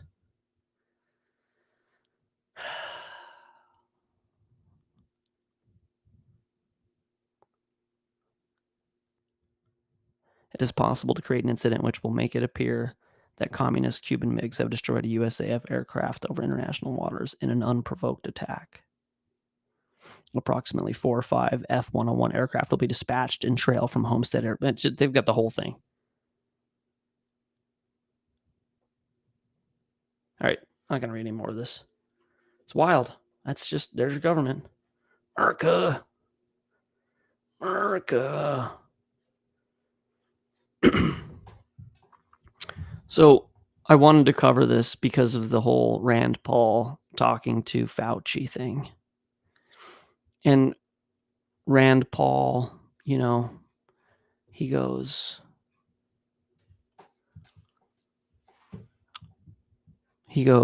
why is this happening? Why is Fauci saying this? Why is he saying the masks? And why is he saying the vax? And why? Like, is it possible that this in 1962, 50 years ago, 60 years ago, 59 years ago, 60, whatever, some number, some in that ballpark, that they would put these clandestine and covert plans together to go to war with Cuba? We're talking about a global pandemic world economic event that is totally destroying individual sovereignty, bodily autonomy, the ability for humans to make a living, forcing everybody in the world to receive a V that, who knows? Maybe it helps you, maybe it doesn't. You carry the same viral load. You know, this whole well, the media will run with it and totally convince the world, and they'll think it's like real, like, it's just not what's happening with this person responding on that message, that picture that I showed earlier. When people, this is because of COVID's fault. Well, if it's COVID, it was obviously Donald Trump. He blew it. And this whole thing would go away. These ships would deliver us our food if everybody had the V. After reading this, how can anyone put it past these elite groups to coordinate and orchestrate this through like a, perfect and succinct, what am I saying? Succinct. I don't want to put an extra T in there. I must be getting tired. Succinct protocol as this to undo the old world order. This is the thing. Bush Sr. in that last video I made on TikTok, he says, in this new world order where we have success. Ooh, maybe I could try and show the video. I do want to try and show this video. Last time I tried to show this video, there was no sound. So hopefully this time there will be sound. Let me get it set up here.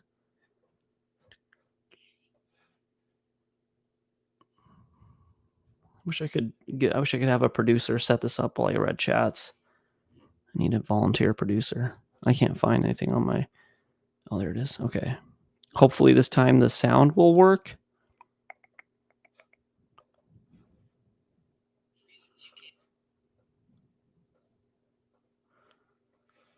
Let me know if the sound works, you guys.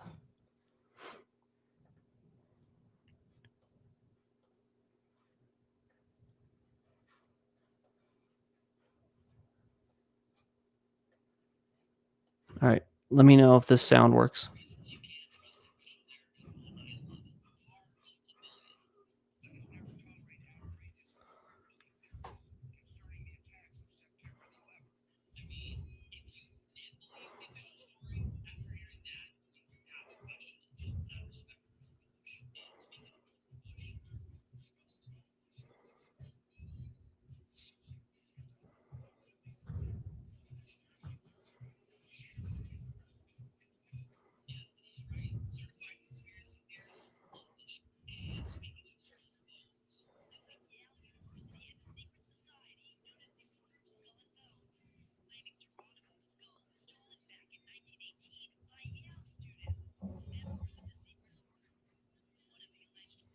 All right, I'll stop playing it then. It's the TikTok video I made with the bushes, and it Bush says, let us not entertain outrageous conspiracy theories regarding 9/11, and then it goes into the skull and bones, and that Prescott Bush stole Geronimo's skull, and then it goes into Bush Senior. I showed how Prescott Bush funded the NAZI operation through the Union Bank of New York. But then it shows George Bush Sr. saying, when we get to this new world order and when we succeed, and we will succeed, he's like a real smirk, and we will succeed. This is what we're talking about, you guys. This COVID thing, this is it. This is the absolute end and unraveling of the old world. The world you used to live in, where you made decisions about how to raise your family and what to put in your body and what business you wanted to run. This is the end of the old world. Welcome to the New World Order. And in order to create the New World Order, they had to pull off an Operation Northwoods times 10 level coordinated event to justify this thing. And if this Northwoods thing hadn't been shut down by Kennedy, they would have done it. They did a version of it in 9/11. And this COVID thing that we're seeing, including Fauci and the media's complicity and the pseudoscience and the tyrannical pushing of this V and the passport and this whole thing, this is the New World Order. And you're watching Northwoods version 2021, 2020, 2021. If they were going to commandeer ships and blow up, commandeer airplanes and fly drones and blow up ships and have friendly terrorists blow up ammunition areas and wound people and boats full of Cubans, real or not. If they were going to do this so we could go blow up Cuba, you think they would do what they're doing with COVID to accomplish this thing? And Rand Paul is going, why? Why is anybody listening to this guy? Why does he make the rules? Because the truth doesn't matter, Rand. This isn't about the truth. This is about a contrived world event coordinated through all of the governments and pushed by the media to kill many of us and ruin the rest of us. Make us totally dependent on their system. I shared the Rockefeller clip. What's the end goal? Why are you doing this? Because we're going to put a chip in everyone. And if you are a bad boy, you don't get to use your chip. Well, you're a bad boy if you don't get the V and you don't get your chip. So I'm sorry. I pitched this as it was going to be fun. I mean, it's kind of fun, but it's heavy. It's frustrating. I could go on. I've got another couple videos I could show, or we could work towards wrapping up. Let me check up on these messages here. Sorry for not being involved on chat here for a little bit. Let's see here.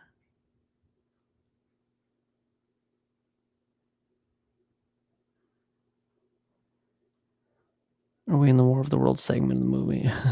Yeah, kind of. You've not heard that. Really? If you haven't heard something, Peyton, that's pretty impressive, brother. Gulf of Tonkin and Pearl Harbor, probably false flag too. Yeah, 100%. 100%. Here's a good one. You guys will like this. Some of you know it, some of you don't. Let me share my screen.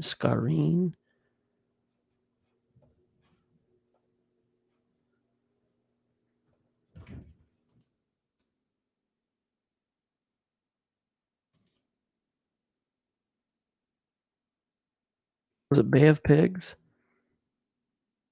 Jim Morrison's dad, or was it the Gulf of Tonkin?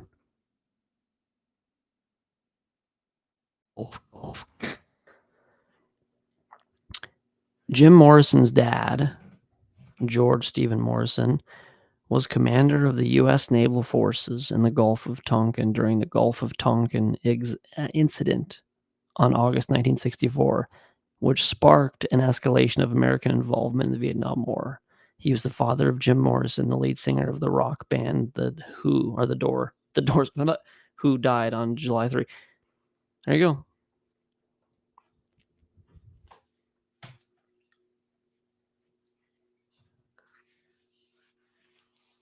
So Jim Morrison was, against war,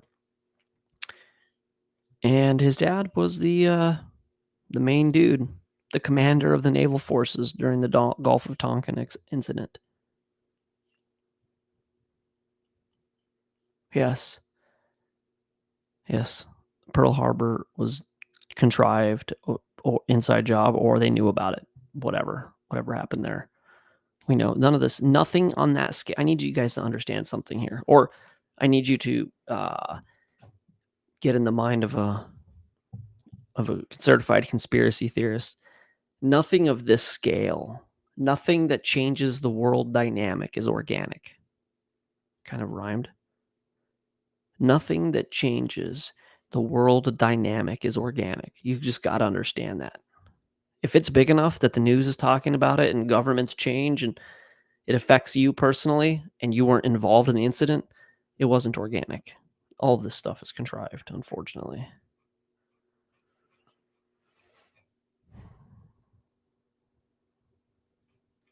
What are you guys doing with these chips?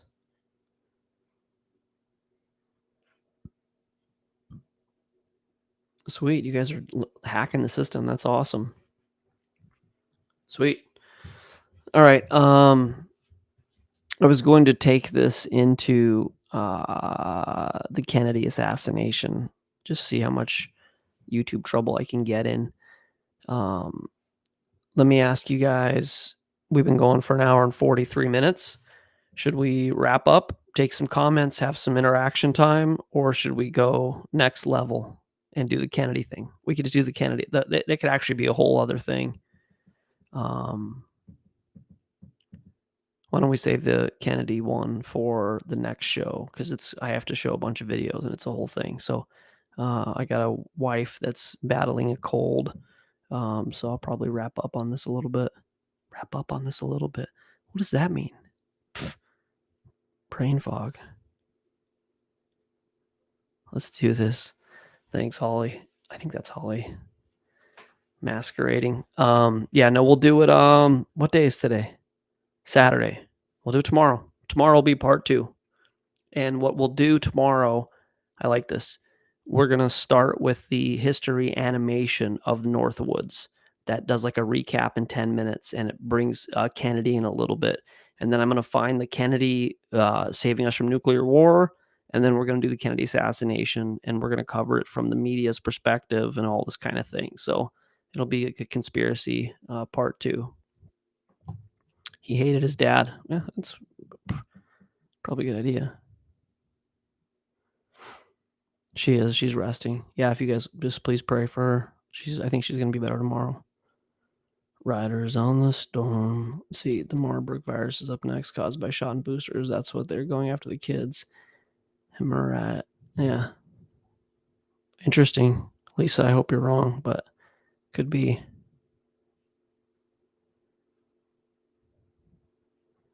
Jim Morrison / Rush Limbaugh. What does that mean? You don't think that He is Rush Limbaugh, right? Is there a connection? I don't know. Okay, we will. Let's do a prayer group on the Discord tomorrow. Maybe in the morning, you guys, like 10 or 11 Eastern, like 11 a.m. Eastern. I guess that's not morning for most people, but 11 a.m. Eastern, and we'll do a prayer group for everybody.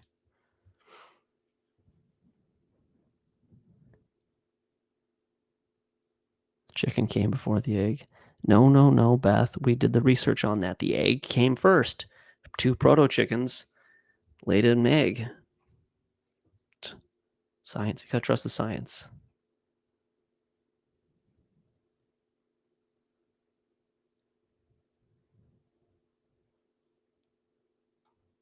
Send you the link for the PDF on the Discord. I will. Shadow for sure. You know what else? Why don't yeah, all right. I'll post it on the Discord. I can do that right now. I'll do it in a minute. Yeah, I'll make sure I do that. You got to have it. Have it, store it, print it. Print it. Seriously, I would suggest printing it. I did. Print it and put it in a box that no one will ever read. But when they shut down the internet, it's going to be good to have this. The government did what? Cool. All right, so I don't normally have the next day. I almost called this a class, whatever the teaching show, whatever this is, set up in the day before. But yeah, we're gonna barrel into Kennedy, the JFK assassination. So you may have seen me do a version of this on a TikTok live. I covered it for a few minutes. So if you've seen that, yeah, I would join this one too. And everybody that's here, oh, Alyssa, hello, welcome. This video, if YouTube allows, will be streamed. It'll go right onto my page as available to watch. So if you wanted to catch up and watch it, I think it's good information. We covered Operation Northwoods. We read it was a conspiracy nerd teaching, and we read Operation Northwoods, and I'm reeling about the information. And I thank God for John F. Kennedy. So, yep, I will share it on Discord under the community chat. If anybody isn't in the Discord, leave a comment somewhere. I don't know how to do this. I don't know. I'd like for you to join the Discord if you're not in it. And anybody that's here, thank you guys for being here. It was about 1.24. That's awesome. Thank you guys. We're going to defeat TikTok by bringing this channel over here. And considering I got 3 strikes today, I don't know. The lead airplane isn't going well. So, but yeah, we're going to do the same show tomorrow night, 9 o'clock. And it's going to be the JFK assassination. So I'm going to do some studying up on it tomorrow. I mean, most of it's in here bouncing around, but I'll get some documents prepared so I'm not fumbling around, and we'll cover that. So I'm excited. Any other questions or anything before we go for tonight? Only the chat was theory, though. Luke sharing facts. Yeah, I mean, look, that's a document. That is nonfiction. And I'm telling you, if it wasn't for JFK, who they never wanted to put in place, the dude, I'm sure the mob helped. Cuban may have helped. I don't know. Whoever helped, they didn't want him in there, and he didn't get to make his whole run. And they blew his head off intentionally to make a point to people to not step in and try and stop something like Operation Northwoods. So thank God for Kennedy.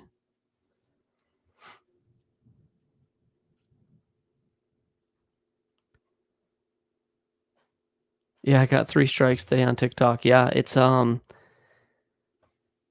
don't have my phone, but basically I posted, yeah, just exactly what Shadow said. I posted on the new videos that I said, please join the Discord. So if we get banned again, we can stay in contact. Join the VOR community, and I did the link for Discord, and I put it in all 3 videos. And whatever happened, they were there for a few hours. And then it's a community guideline violation. All 3 of them are. And I currently cannot comment on any videos. So if you think I'm going to comment on a video, I can't, because I'm in TikTok jail again with 170 followers. and 3 videos. So not good. I want to let you guys know that itty bitty. We found each other today on John Trump's live, and I'm going to do a duet with her tomorrow. She's awesome. I told her to join the Discord, but we're both like, I couldn't figure out how to share the link. She couldn't figure out how to open the link, but she's in, which is cool.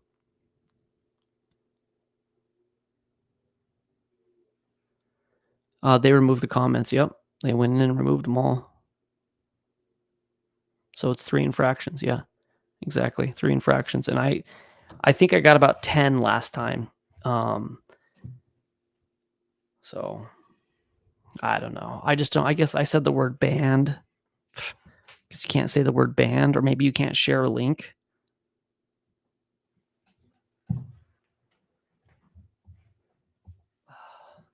I'll read this to you guys in case with your TikTok accounts, you want to not make the same mistake I made.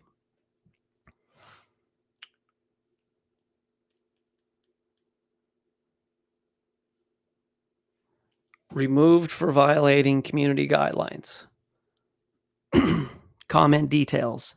Please join our Discord community so you can stay connected even if we get banned again. And then the Discord link. And I submitted an appeal and cannot be restored.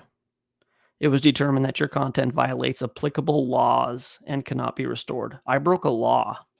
I violated a law. Don't say the word banned in 1985.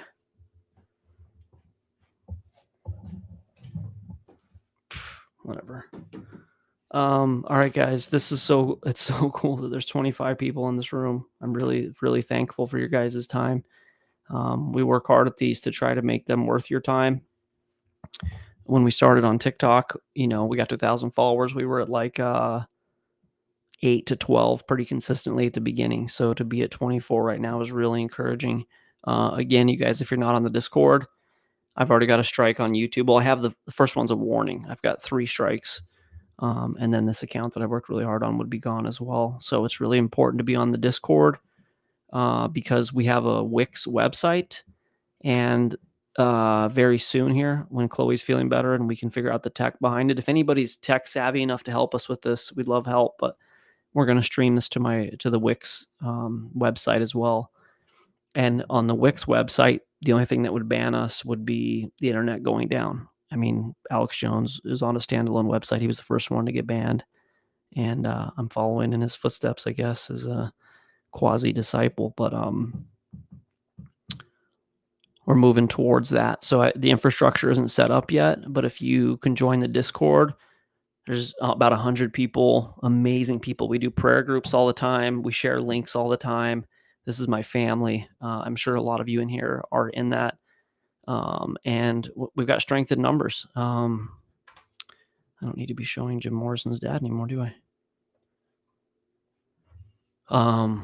And really, there's a ton of intentions behind this, but one of them is to have a community of people that can virtually communicate if things were to go really south, where we could all, whatever, move to the woods or something. I don't know. But we've already had people in serious prayer that were really sick that got better because there was an army of people praying. I can't say all the things that are going on, but it's a really, really cool network. I mean, if you think about it, if you watch this kind of thing and you go, I'm in whatever this is, I want to join that community, then you're like-minded. You're like us. And amazing what 100 people who are all intelligent and critical thinkers can do in a networking situation. So yeah, join the group if you're not in it. And thank you for spending a couple hours. Really cool, really encouraging. There's 24 people here. I appreciate you guys. So God bless you. See if I can get any more.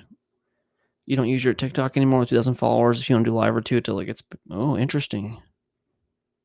I've got another plan, Shadow. Keep your TikTok account aside. And very soon, we're going to take one of these broadcasts and everybody who's willing to stream it on TikTok, I'd like them to stream it. And so you'll be going, I want it to be on like 24 lives is my dream. So anybody who's willing to maybe take a strike if that happens, I'll try to keep it really G. I'll try not to say any buzzwords. But my goal is like a pirate radio station. And so, we would do the show, and in it, I would say we've basically commandeered the lines. What was that covert radio thing that Northwoods said? Clandestine radio. Yes. VOR, clandestine radio. Unite. So I certainly want to do that. And basically, some of the time, sometimes those will have 2,000 views. And if we can get everybody excited, we might have 10,000 views, and just funnel everybody off of TikTok into the Discord. And then from here, we'll figure it from the Discord. Once my account was shut down at 51,000 followers, they were all gone. I'm trying to remember. I've remembered about 150 people, but thousands and thousands I didn't. So we need to get it. We need to be in a safe-ish space. There's no L in the word space. A safe-ish space and place. I think that's where I just like to put words together when my brain's tired. We're creating a safe space. That's what we're doing. A safe-ish space. We're creating a safe-ish space. That's the new thing. 350 people short. Awesome. We'll get up there. Splash. Thank you guys for coming. Sometimes I get a little Joe Biden when my brain gets tired. Let's see if you could abandon me and on the right track. Yeah. I'm trying to take it. I'm manic, so I'm like, this is great. I got my medal, my band medal. And then I'm like, 6 months of work is flushed down the toilet. I mean, those last 4 videos had almost 1 million views combined. And my last 3 videos that I've made, I think I have about 1,500 views combined. So building a lead airplane, man. An airplane made of lead. But no safe spaces, huh? All right, guys. I know most of you, a few that didn't comment, you're always welcome to comment. This is a safe place. It's a safe-ish place. Please interact. It's always going to be an interactive show. The goal, the framework that I want to operate in is an hour-long lesson and an hour of interaction. I'm going to have to condense my 2 hours into 1 hour. And then I've talked about this before. We're going to eventually, this is going to be a 6-night-a-week show. We're not going to do a show on Sabbath, although we'll do a stream. We'll just do like a scripture or something on Sabbath on Friday night. But I'm going to do 4 shows, and I'm going to outsource the other 2. Chip is supposed to have one. Gabriel, the captain, might have one. Will Go Read Romans was the guy that we were talking about. So I'll do like Wednesday, Thursday, Saturday, Sunday. We'll take Friday off. So it'll be Wednesday, Thursday, Friday, Saturday, Sunday. And then so Monday and Tuesday I'll be available. And then once we fill those slots and they're consistent and they're pushing people to their content and they're doing a teaching and interactive thing, then we'll open it up. We'll do a 9 to 11 time slot, which I want it to be like a coast to coast thing. We'll do 7 to 9, and we're going to try and get this to where our community, our group is streaming, 4 to 6 hours a day, maybe 12 to 24, depending on who we run into and who wants to be involved. So it'll be fun. 45:15. I rambled on and missed I don't know what that. Real or simulated one? That's always the question, isn't it? Lead plane. Now I'm putting an L in plaint. I think I'm done. A lead paint airplane probably would be a splave place. Let's get it right here, Alyssa. It's a safe-ish place. It's easy. It's not a splave place. It's a safe-ish place. It's real easy. Oh, that's funny. So you have a great night. You can talk tomorrow off your radio. Yeah, I need to talk to you tomorrow too, Rich. I don't know, noonish, something like that. Let's talk. I blocked out. I'll have my agent block out an hour. This is Radio Clash from Pirate Satellite. I love it. Yeah, we're gonna go full clandestine radio here. All right, guys, that's 2 hours on the button. Let's see if I can get a. Oh, I got to be careful what I play because they'll put the copyright on there. I wanted to play the Ain't nothing gonna break my stride. I wanted to play that because it's in my head from that TikTok video, but I can't because I could probably get a copyright ban. I can't have that happen. I'm really bummed that the operating system stream that we did the other day isn't up. People have asked me about it. They want to see it. I loved having that discussion with you guys, doing behind the scenes stuff, and I can't play it because of the Bob Dylan song that I recorded off of my radio, literally off my radio. Whatever, doesn't matter. All right, cool. I'm done. Glad you made it, Lisa. Glad you're here. See you guys tomorrow. We're going to talk JFK tomorrow. Ooh. Just let me do one thing here. Let me do one thing. Sweet.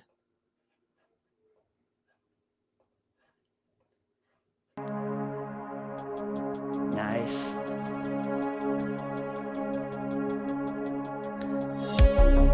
All right, guys. Thank you for your time.